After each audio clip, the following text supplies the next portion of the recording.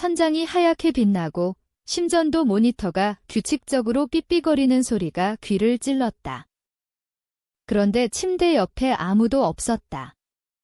엄마도, 아빠도, 그리고 약혼자였던 민우도. 나는 천천히 몸을 일으켰다. 수술 후 몸이 무거웠지만 통증보다 더 큰 공허가 가슴을 짓눌렀다. 간호사가 들어와서 물었다. 김서연 씨, 깨어나셨네요. 가족분들 아직 안 오셨어요. 그 말 한마디에 모든 것이 무너졌다.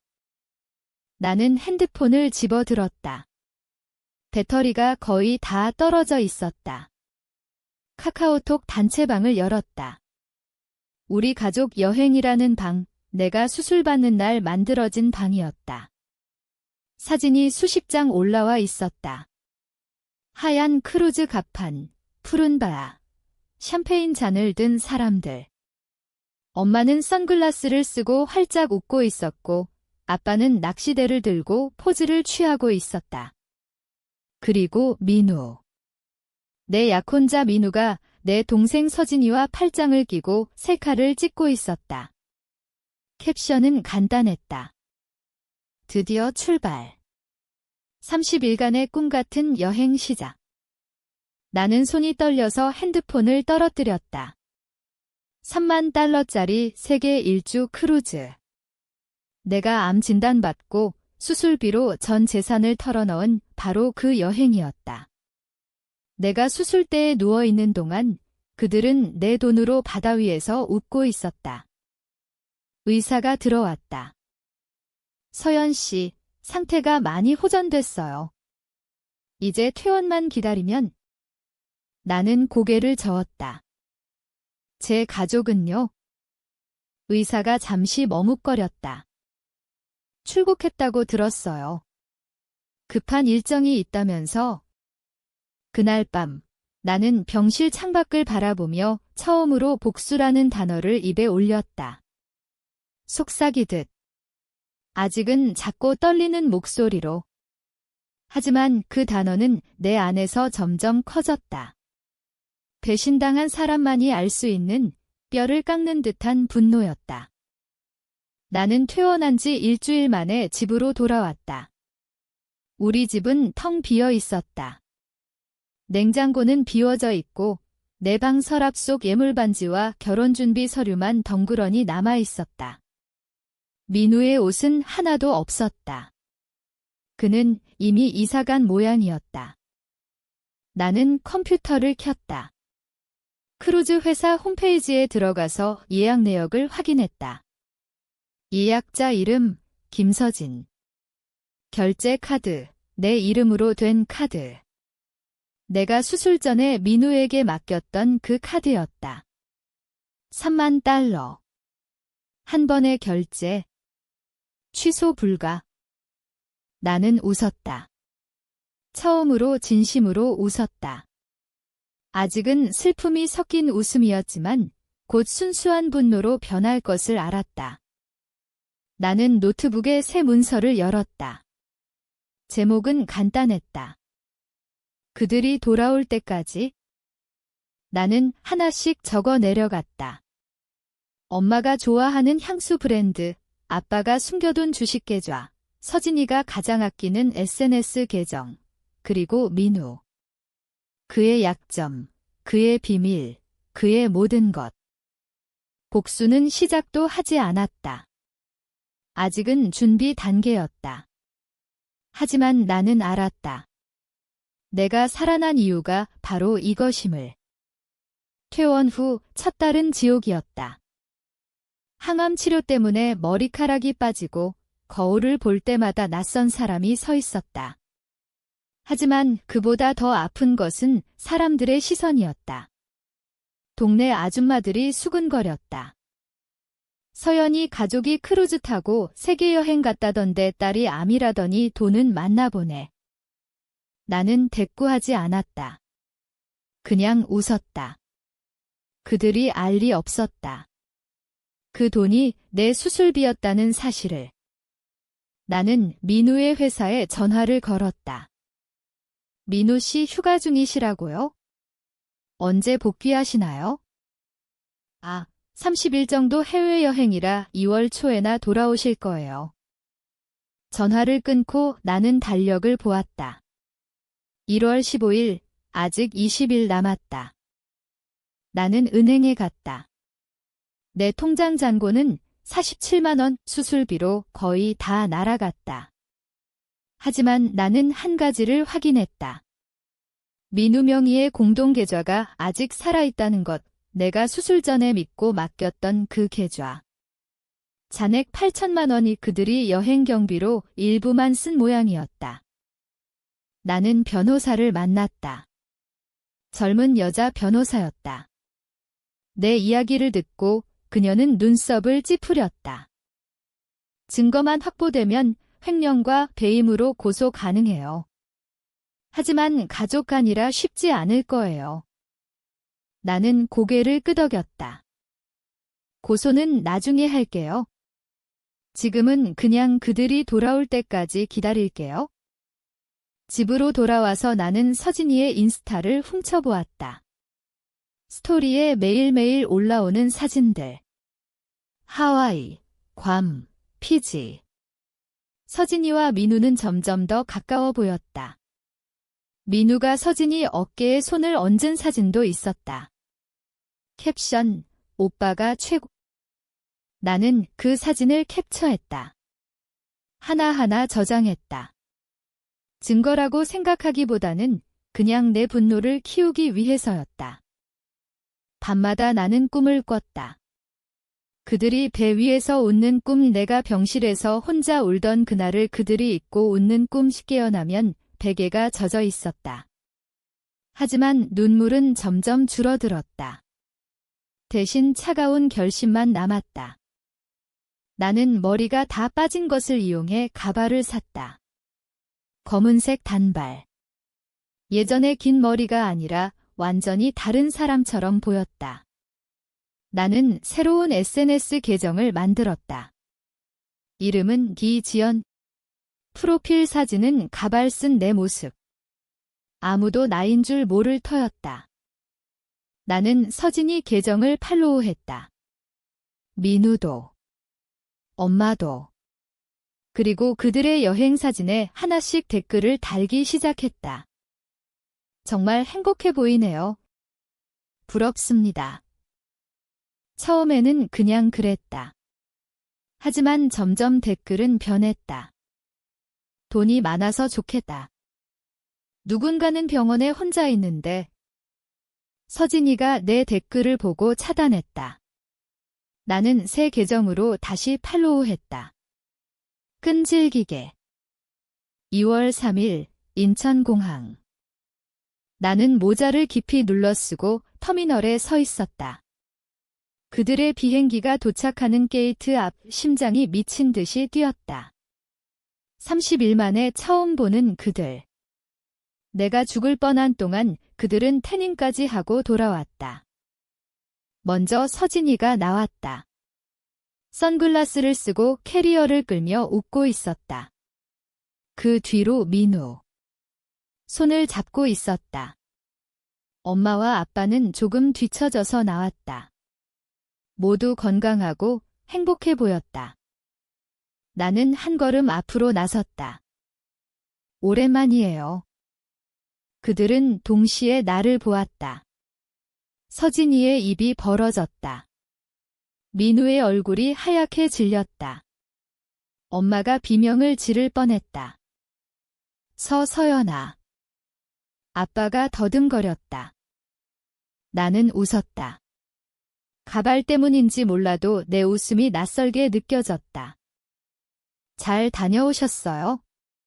사진 많이 봤어요. 정말 즐거워 보이던데? 민우가 다가왔다. 서연아, 미안해. 설명할게. 병원에 계속 있었는데 내 상태가 호전됐다고 해서. 나는 그의 말을 끊었다. 3만 달러짜리 여행 설명. 아니면 서진이랑 손잡고 찍은 사진 설명. 주변이 조용해졌다. 지나가는 사람들이 힐끔거렸다. 엄마가 울음을 터뜨렸다. 서연아, 엄마가 잘못했어. 내가 깨어날 줄 몰랐다. 그 말에 나는 웃음이 나왔다. 제가 죽을 줄 알았어요. 나는 가방에서 서류를 꺼냈다. 횡령 고소장 사본. 이건 나중에 정식으로 드릴게요. 지금은 그냥 인사만 하려고요. 나는 그들을 지나쳤다. 민우가 내 팔을 잡았다. 서연아, 제발. 나는 그의 손을 뿌리쳤다. 손 치워. 더러워. 집으로 돌아와서 나는 와인을 한 병 땄다. 혼자. 처음으로 술이 맛있게 느껴졌다. 복수는 이제 시작이었다. 그들은 집으로 돌아오지 않았다. 민우는 회사에 사표를 냈고 서진이는 학교를 휴학했다. 엄마와 아빠는 친척 집을 전전했다. 나는 그 사실을 알면서도 가만히 있었다. 아직 때가 아니었다. 나는 새 직장을 구했다. 작은 출판사, 암투병을 극복한 이야기로 에세이집을 내기로 계약했다. 제목은 아직 정하지 않았다. 하지만 내용은 이미 머릿속에 있었다. 민우가 처음으로 연락을 해왔다. 2월 말. 서연아, 만나자. 딱 한 번만. 나는 수락했다. 강남의 한 카페. 내가 먼저 도착해서 창가 자리에 앉아 있었다. 민우가 들어왔다. 예전보다 야윈 얼굴. 눈이 충혈되어 있었다. 미안해. 첫마디가 그거였다. 나는 대답하지 않았다. 그냥 커피를 마셨다. 서진이와는 그냥 위로받고 싶었어. 내가 아프니까 내가 미쳐갈 것 같아서. 나는 고개를 끄덕였다. 그래서 내 돈으로 3만 달러짜리 위로를 샀구나. 민우가 울었다. 돈은 갚을게. 어떻게든. 나는 웃었다. 돈. 이제 돈 문제 아니야? 나는 테이블 아래서 녹음기를 껐다. 대화는 모두 녹음되어 있었다. 그날 밤, 나는 에세이 원고의 한 챕터를 추가했다. 제목, 배신의 순간들. 서진이가 다음으로 연락해왔다. 언니 미안해. 나 진짜 몰랐어. 오빠가 언니 깨어났다고. 나는 차분하게 말했다. 몰랐으면 됐지? 이제 와서 뭐. 서진이가 울었다. 언니, 제발 고소 취하해줘. 나 대학 못 가면. 나는 전화를 끊었다. 나는 엄마를 마지막으로 만났다. 공원 벤치. 엄마는 늙어 보였다. 서연아, 엄마가 죽을 죄를 졌어. 나는 고개를 끄덕였다. 알아요. 엄마가 내 손을 잡으려 했다. 나는 피했다. 이제 만지지 마세요. 더러워서. 에세이 집이 나왔다. 제목은 혼자 살아남은 날들. 출간 첫 주에 베스트셀러 1위. 방송 출연 요청이 쇄도했다. 나는 대부분 거절했다. 딱 한 프로그램만 나갔다. 여성 시사 프로그램. 진행자가 물었다. 가족이 모두 떠난 이유가 정말 그 크루즈 여행 때문인가요? 나는 카메라를 똑바로 보았다.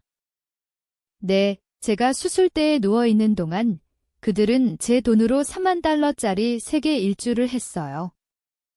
시청자 게시판이 폭발했다. 그들의 이름이 실시간 검색어 1위. 회사, 학교, 동네까지 모두 알려졌다.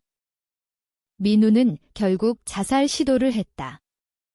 병원에 입원했다는 소식을 들었다. 나는 가지 않았다. 서진이는 정신과 치료를 받기 시작했다. SNS를 다 삭제했다. 엄마와 아빠는 이혼 소송을 시작했다. 서로를 탓하며. 나는 새 아파트를 샀다. 강남. 책 인쇄로.